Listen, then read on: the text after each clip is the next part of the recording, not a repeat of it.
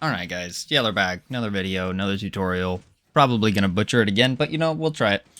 This time it's gonna be TNT AutoCrafting. Hopefully I can do a good job of showing you how to do it and explaining the things. I've already got a few things set up. I'll show you the schematic list with the material list here pretty soon. But just show you kind of quick how quick it is. It's obviously not as quick as El Mango's. I think his is even faster, much more elegant as well. But mine is, as I'll show you here real quick, a little bit resource friendlier, I want to say.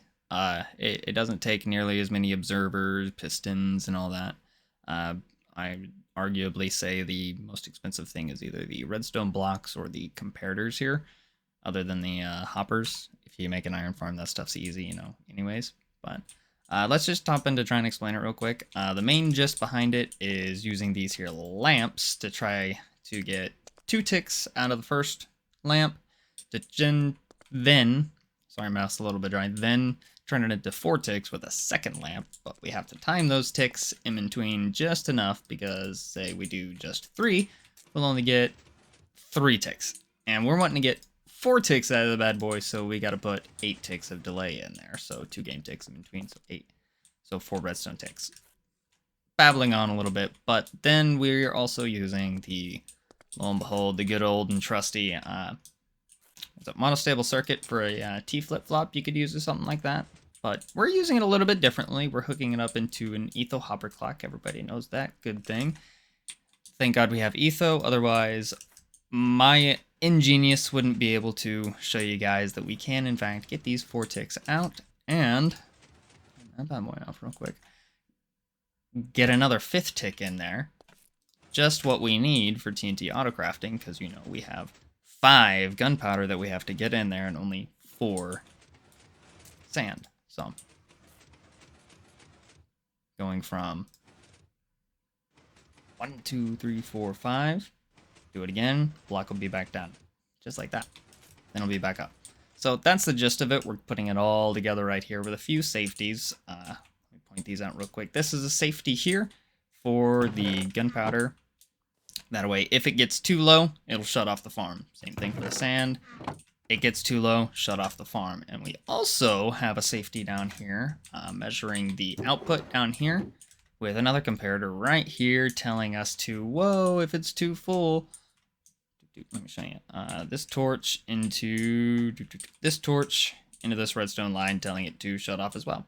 And before we get too far into it, I also want to point out that this right here is just a real simple offshoot. Because of course with this we do have to unlock the hopper. Let me turn this on real quick so that you can see.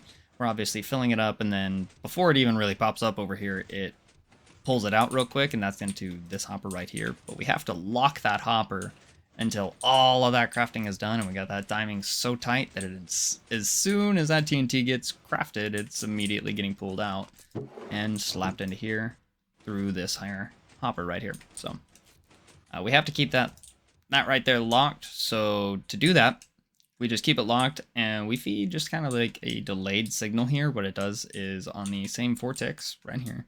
That way it gives it enough time to do the crafting. Same 8 ticks, get them 4, 5 actually signal pulses, ticks, whatever you want to call it.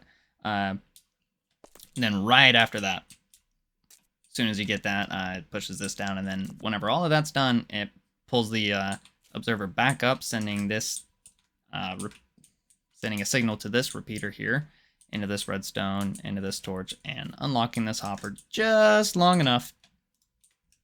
Show you again, just long enough to suck it out right there. I don't think I could even grab it if I wanted to. Clicking real fast. No, I can't even grab it. It's sucking it out so fast. So that's the gist of it right there. Let's go ahead and get right into it. All right, so I'm going to try my best to do this layer by layer from a top-down perspective and maybe explain how it goes if I can remember to do that as we're going through this layer by layer. But it all fits in a 1, 2, 3, 4, 5, 6, 7, 8, 9 by 8. 1, 2, 3, 4, 5, 6, 7, 8. And it's inside of that. So like that's the exterior wall if you wanted to build like a box around it or so. This glass we don't need, but we do need these 2 glasses right here. And that's where we're going to be setting a repeater on 2 ticks. Obviously you can see that you have eyes, hopefully. I don't have to talk through that. So I'm going to assume you have eyes enough to actually see what we're doing here. And then, let's see, 2 blocks, 3 blocks, catty corner over 1. We got another glass block. Then next layer, that's where it starts getting interesting. As you saw before, we had the piston pointing down. We're going to have that there. And that's your hopper going into the output chest. With, of course, a repeater. Going to be reading that. Okay. Up a level. Had to cut because my mouth was dry. So next level, we're actually going to get started on the actual crafting part. And I'm also using the Vanilla Tweaks texture pack. Try to give you guys just a little bit of a sense on... that is not where that went. Just where all of these hoppers and droppers and observers and whatnot are actually facing, so that I don't have to try to explain that with my ADD brain and forgetting things so often. So hopefully I can try to focus on sort of explaining what everything is. Obviously we're having 2 droppers on either side. That's going to be the gunpowder and sand, and we're starting the beginnings of that, getting the 4 ticks from two separate lamps. That's the second lamp in the chain. So next level, and this is how it's going to start looking. We're going to be getting a lot of hoppers because we're starting the distribution to the droppers as well as the etho hopper clock. I had to think there for a second because, you know, recording and thinking at the same time is not my strong suit. I'm sure there are a few others out there that are kind of in the same boat, but we're also going to be starting that monostable circuit that I was talking about as well. Obviously going to be fed off of the redstone block right here from the good old, nope, like that, redstone block there, yep. From the redstone block here on the actual etho hopper clock. You can take it out of the comparator here, but it's sort of a less reliable, I want to say, because sometimes you get really short pulses, and sometimes if it's unloaded at just the right time, you won't get a pulse at all, or, you know, other varying issues. Okay, well, there's supposed to be a redstone block there, so I don't know why it's not letting me. Probably some weird reason for it. Is there a glass block there? Ah, yeah, there it is. I was missing the glass block there. Kind of weird. Hard to see what everything is going on, but we're also starting the actual chests as well. Got those in. That's going to be feeding down in for the gunpowder and sand into the storage for the droppers into the AutoCrafting, obviously. And we've already got pretty much everything. This is pretty much everything right here. We've just got to make sure we got every last bit of this going on. And we got last level, which is obviously going to be putting your block in there for your monostable circuit and a way to turn the thing off, which I've included that in the schematic too. So there you go. You're going to be turning that on or off. Let me go turn easy place mode off. There you go. It's actually turned off for right now because, well, nothing's in there. Woo, that was loud. That was loud. Sorry about that. But your gunpowder is going to be going in the side with the, let me see, the side with this going off right here. That's the side that you're going to be throwing your gunpowder in, because that's the side going to be getting the 5th pulse, as you can also see from this coming off of the side of the monostable circuit here. And your sand's going to be going in on this side. Obviously, if either one of these are empty, nothing is going to happen. Or if this barrel down here... oh, forgot about that. If this barrel down here is full, it's also going to shut off.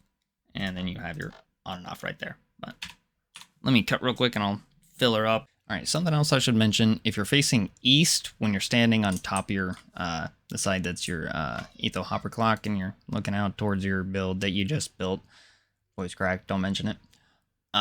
See down there on the second line in the green on the left-hand side where it says facing south? If you're facing, let's see, east, this thing won't work. If you've built it exactly like it is here, you'll have to mirror it from left to right, you know, instead of having the, you know, this 2 and the 1 over here on this side, it'll be opposite that.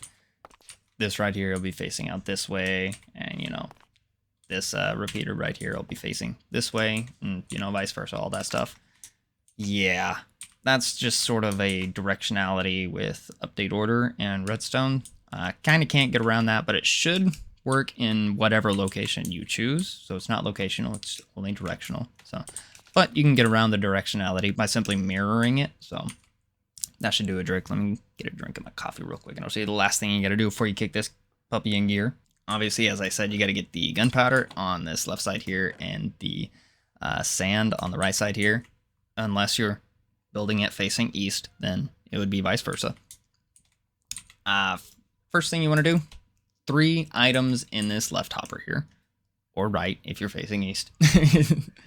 And then you can go ahead and flick this puppy off, and it'll start making your TNT for you automatically. You can hook this up into a creeper farm, get your gunpowder automatically, or like me, if you're using Carpet Sky Editions, you can use the coral erosion to get sand automatically and just build a coral farm in the warm ocean, and you got sand and gunpowder automatically being sucked into your TNT machine. And like I showed you before, also this puppy will turn off just like that when it gets full, automatically turn back on again whenever it's able. And if for any reason any of these get emptied, again, puppy shuts off. No breakages. Let me grab some gunpowder, fill it up again. I shouldn't have done that. And we'll show you we're kicking into gear again. I'll show you same thing for the sand. Turns off. And then right back on immediately after. That's all your safety features if you've built it right. And your lever will turn it off nice and easy. Only reason I didn't put it down here on one of these 2 blocks is because, well, it can cause some problems with the hoppers and droppers and whatnot, and I don't want to cause any problems like that. So I said, screw it, we'll put it up here on the top.